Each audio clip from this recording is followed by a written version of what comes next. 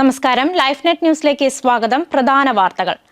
62ാമത് സംസ്ഥാന സ്കൂൾ കലോത്സവത്തിൽ സ്വർണ്ണക്കപ്പ് നേടി കണ്ണൂർ. 952 പോയിന്റോടെയാണ് വിജയം. 949 പോയിന്റുമായി കോഴിക്കോട് രണ്ടാം സ്ഥാനത്തെത്തി. ബിൽക്കിസ് ബാനു കൂട്ടബലാത്സംഗ കേസിലെ പ്രതികളെ വിട്ടയക്കാൻ ഗുജറാത്ത് സർക്കാരിന് അവകാശമില്ലെന്ന് സുപ്രീം കോടതി. കേസിലെ 11 പ്രതികളുടെയും ശിക്ഷായിളവ് സുപ്രീം കോടതി റദ്ദാക്കി. വിചാരണ നടന്ന മഹാരാഷ്ട്രയിലെ സർക്കാരിനായിരുന്നു അവകാശമെന്നും സുപ്രീം കോടതി പറഞ്ഞു. പ്രതികൾക്ക് ശിക്ഷായിളവ് നൽകിയതിനെതിരായ ഹർജികളിലാണ് സുപ്രീം കോടതിയുടെ പരാമർശം. ജസ്റ്റിസ് BV നാഗരത്ന അധ്യക്ഷയായ സുപ്രീം കോടതി ബെഞ്ചാണ് വിധി പുറപ്പെടുവിച്ചത്. പ്രധാനമന്ത്രി നരേന്ദ്രമോദിക്കെതിരെയുള്ള മാലിദ്വീപ് മന്ത്രിമാരുടെ അധിക്ഷേപ പരാമർശത്തിൽ നിലപാട് കടുപ്പിച്ച് ഇന്ത്യ. മാലിദ്വീപ് ഹൈക്കമ്മീഷണർ ഇബ്രാഹിം ഷാഹിബ് ഇന്ന് രാവിലെ വിദേശകാര്യ മന്ത്രാലയത്തിലെത്തി. സംഭവത്തിൽ മാലിദ്വീപ് ഹൈക്കമ്മീഷണറോട് ഇന്ത്യ കടുത്ത അതൃപ്തി അറിയിച്ചു. തുടർന്ന് മന്ത്രിമാർക്കെതിരായി സ്വീകരിച്ച നടപടി മാലിദ്വീപ് ഹൈക്കമ്മീഷണർ ഇന്ത്യയെ ഔദ്യോഗികമായി അറിയിച്ചു. അതിനിടെ ഇന്ത്യൻ നയതന്ത്ര പ്രതിനിധിയെ മാലിദ്വീപും വിളിച്ചുവരുത്തി. രാംക്ഷേത്രത്തിൽ പോകുന്നതിൽ എന്താണ് തെറ്റെന്നും ജനവികാരത്തെ മാനിക്കണമെന്നും കർണാടക ഉപമുഖ്യമന്ത്രി DK ശിവകുമാർ.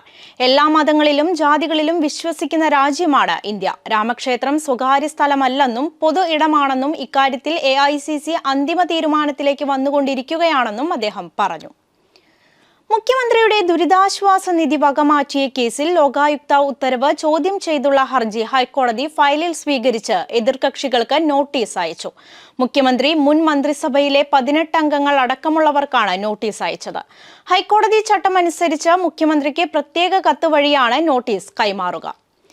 ലോക്സഭാ തെരഞ്ഞെടുപ്പിൽ BJPക്കെതിരായ മത്സരത്തിലെ പ്രധാന യുദ്ധക്കളം വടക്കേ ഇന്ത്യയാണെന്നും BJP ഒരിക്കലും ജയിക്കാത്ത കേരളത്തിൽ രാഹുൽ ഗാന്ധി മത്സരിക്കുന്നത് ഒളിച്ചോട്ടമായി വ്യാഖ്യാനിക്കപ്പെടുമെന്നും CPI സംസ്ഥാന സെക്രട്ടറി ബിനോയ് വിശ്വം. ഇന്ത്യ മുന്നണിയുടെ പ്രധാന നേതാവാണ് രാഹുൽ ഗാന്ധി.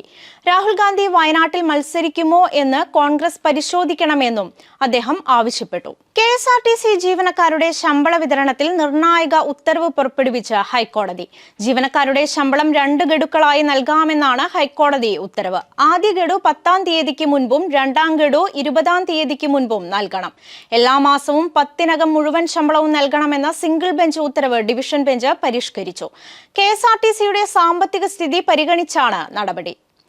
മോട്ടോർ വാഹന വകുപ്പിന്റെ തുടർച്ചയായ പരിശോധനയ്ക്കും ബസ് പിടിച്ചെടുക്കലിനുമെതിരെ റോബിൻ ബസ് ഉടമ ഹൈക്കോടതിയിൽ.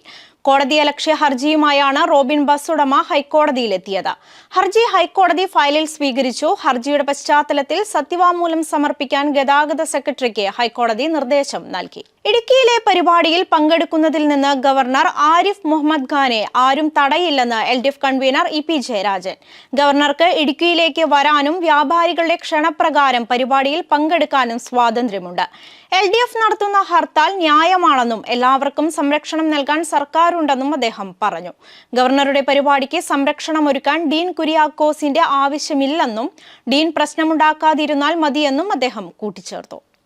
മാധ്യമപ്രവർത്തകയോട് അപമര്യാദയായി പെരുമാറിയ കേസിൽ നടൻ സുരേഷ് ഗോപിക്ക് മുൻകൂർ ജാമ്യം. മാധ്യമപ്രവർത്തകയുടെ പരാതിയിലെടുത്ത കേസിലാണ് ഹൈക്കോടതി മുൻകൂർ ജാമ്യം നൽകിയത്. നിലവിൽ അറസ്റ്റിനുള്ള സാഹചര്യമില്ലെന്ന് സർക്കാർ കോടതിയെ അറിയിച്ചു. സർക്കാർ നിലപാട് കൂടി കണക്കിലെടുത്താണ് തീരുമാനം. പെൺകുട്ടികളെ സ്വയം പര്യാപ്തതയിൽ എത്തിച്ചതിനു ശേഷമാവണം വിവാഹം നടത്തേണ്ടതെന്ന് വനിതാ കമ്മീഷൻ അധ്യക്ഷ അഡ്വക്കേറ്റ് P. സതീദേവി. നിയമപരമായി 18 വയസ്സിൽ വിവാഹം കഴിക്കാൻ സാധിക്കുമെങ്കിലും ഈ പ്രായത്തിൽ തന്നെ വിവാഹം നടത്തണമെന്ന് നിർബന്ധ ബുദ്ധി പുലർത്തേണ്ടതില്ലെന്നും സതീദേവി പറഞ്ഞു.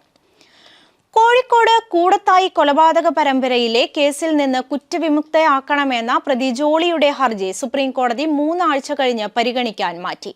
ജസ്റ്റിസ് MM സുന്ദരേഷ് അധ്യക്ഷനായ ബെഞ്ചാണ് കേസ് മാറ്റിയത്. അഭിഭാഷകൻ സച്ചിൻ പവഹ ആണ് ജോളിക്കായി ഹാജരായത്.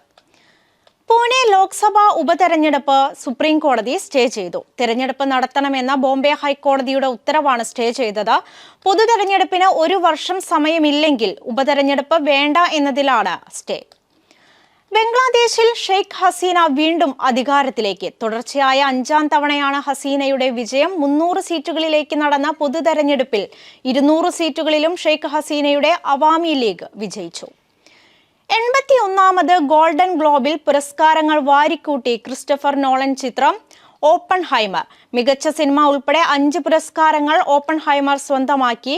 കിലിയൻ മർഫി മികച്ച നടനും നോളൻ മികച്ച സംവിധായകനുമായി.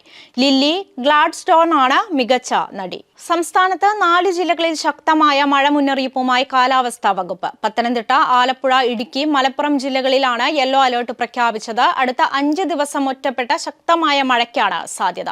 ഇതോടെ വാർത്തകൾ അവസാനിച്ചു. നന്ദി.